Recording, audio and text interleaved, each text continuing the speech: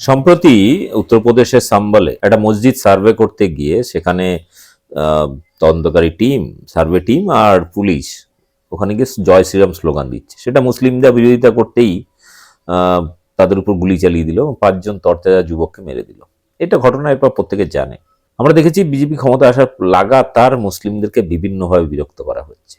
কখনো তাদের ওয়াকফ সম্পত্তি কেড়ে নেওয়া হবে, তার জন্য বিল নিয়ে আসা। কখনো তাদের লিঙ্গ খুঁজে পায়, নানা রকম মন্দিরের নিদর্শন খুঁজে পায়। তো এই মসজিদের পেছনে তাদের এই যে টার্গেট, তাদের সম্পত্তির উপর টার্গেট, তাদের খাওয়া দাওয়ার উপরে টার্গেট, তাদের পোশাকের উপর টার্গেট, লাগাতার বিজেপির এই সমস্ত বক্তব্য ধারাবাহিকভাবে চলছে। তারা ইতিহাস বদলাতে চাইছে। এবার সরাসরি টার্গেট আজমের শরীফ, বলছে সেখানে নাকি মন্দির ছিল। বিজেপির এই মুহূর্তে কোনো ইস্যু নেই। তারা চাইছে মুসলিমদেরকে খেপিয়ে তুলে হিন্দুদেরকে একটা একদিকে টেনে নিয়ে ভোট করানোর ধান্দা। বাকি কোনো ইস্যু নেই তাদের কাছে। যাক, এই বিষয় নিয়ে সরাসরি কোনো রাজনৈতিক দল সাধারণত মুখ খোলে না, কিন্তু তৃণমূলের প্রাক্তন মুখপাত্র রিজু দত্ত আমার মতনই অনেকটা চাচাছোলা। তিনি কিন্তু তথ্য দিয়ে খুব অসাধারণভাবে বক্তব্যটা বুঝিয়ে দিয়েছে। দেখুন ভিডিওটি এবং ব্যাপক শেয়ার করুন। আর যারা, যে সমস্ত মুসলিমরা ভাবছেন যে বিজেপি সবকা সাথ সবকা বিকাশ করবেন, সে সমস্ত মুসলিমরা যারা বিজেপিকে এখনো তলে তলে সাপোর্ট করেন শুধুমাত্র অন্য দলের প্রতি ঘৃণার কারণে, তাদেরকে বলবো এখনো সময় আছে, শুধরে যান। না হলে অস্তিত্ব কিন্তু মুসলিমদের সংকটে। প্রথম মুসলিম টার্গেট, তারপর দলিত, আদিবাসী, তাদের জল জমি জঙ্গল সব দখল করে নেবে, তুলে দেবে আদানি আম্বানির হাতে। আপনার নামাজ পড়ার জায়গাটুকু পর্যন্ত তারা রাখবে না। যাই হোক, দেখুন ভিডিওটি, ব্যাপক শেয়ার করুন, আর আমার চ্যানেল বং নিউজ লাইভ সাবস্ক্রাইব করুন। নমস্কার। আজকের ভিডিওটা আমার একটা প্রশ্ন নিয়ে। সেই প্রশ্নটা হলো, মোদী কি নতুন ভারতবর্ষের অরঙ্গজেব? বললাম এত বড় কথা, তার কারণ দৈনন্দিন আমরা দেখছি আইন ব্যবস্থার একাংশ অর্ডার দিয়ে দিচ্ছে সার্ভে করতে হবে। সব মসজিদের নিচে নাকি একটা করে মন্দির আছে। তো আমার প্রশ্ন হচ্ছে যে সে মন্দির আছে না নেই মসজিদের নিচে আমি জানি না, আমি সত্যিই জানি না। সেটা সার্ভে করে বেরিয়ে আসবে হয়তো ভবিষ্যতে। কিন্তু দুদিন আগে দেখলাম একজন বলে উঠলেন, আর তারপর আইন ব্যবস্থা তাকে সমর্থন করছেন, যে আজমের শরীফ দরগার নিচেও নাকি মন্দির আছে। আমার কথা হচ্ছে, আজমের শরীফে কি শুধু মুসলমানরাই যায়? আজমের শরীফে তো আমি দেখেছি সচিন তেন্ডুলকর থেকে শুরু করে, অমিতাভ বচ্চন থেকে শুরু করে, ঋত্বিক রোশন থেকে শুরু করে বিভিন্ন বড় বড় পলিটিশিয়ানরাও গেছেন। নরেন্দ্র মোদীর নামেরও চাদর চড়ানো হয় আজমের শরীফে। তো আমার একটাই প্রশ্ন, যে মুঘল বহিরাগত বাবর, জাহাঙ্গীর, শাহজাহান, অরঙ্গজেব, এরা সবাই বাইরের থেকে এসেছিল, ভারতবর্ষে ক্ষমতা দখল করেছে। তারপরে ইতিহাস অনুযায়ী বা বিজেপি যে ইতিহাস এখন আমাদের পড়াচ্ছে সেটা অনুযায়ী তারা নাকি প্রচুর হিন্দুকে খুন করে মেরে দিয়েছে, আর সব মন্দির ভেঙে দিয়ে মসজিদ তৈরি করেছে। ভুল, 100% ভুল। মসজিদ ভাঙাও ভুল, মানুষ খুন করাও ভুল। যে ধর্মকে তুমি পছন্দ করো না তাদেরও খুন করা ভুল। তো মুঘলরা ভুল, 100% ভুল।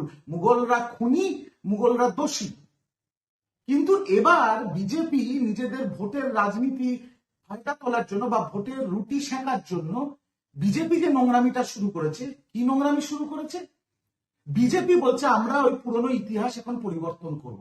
এবার পুরনো ইতিহাস পরিবর্তন করতে গিয়ে এখন ভারতবর্ষ ধর্ম নিরপেক্ষ দেশ, যে দেশে সব ধর্মের মানুষের তার নিজের ধর্ম পালন করার অধিকার আছে। কে অধিকার দিয়েছে?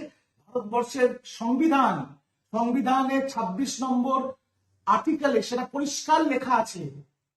তো এই ধর্মনিরপেক্ষ দেশে হঠাৎ বিজেপি ইতিহাস পরিবর্তন করতে গিয়ে, কিছুদিন আগে দেখেছি সাম্বালে একটা মসজিদের সার্ভে করতে গিয়ে উত্তরপ্রদেশের যোগী পুলিশ উর্দি পরে বলছে গলি চালাও বলে 5 জন তরতাজা মুসলমান যুবককে খুন করে মেরে দিল।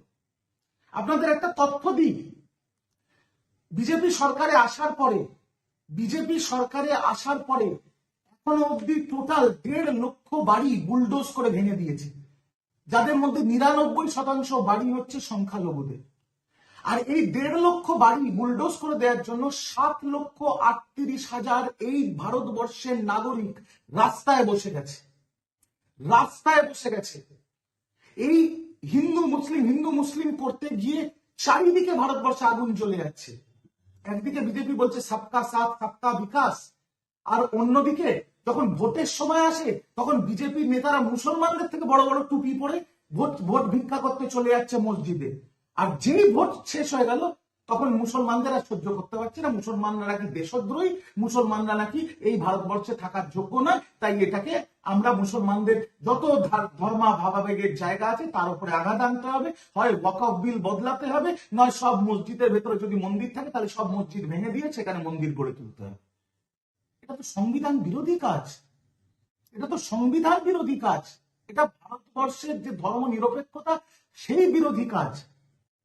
তো বিজেপি কি এই ভোটের নোংরা রাজনীতি করে পুরো ভারতবর্ষকে মণিপুরে পরিণত করবে?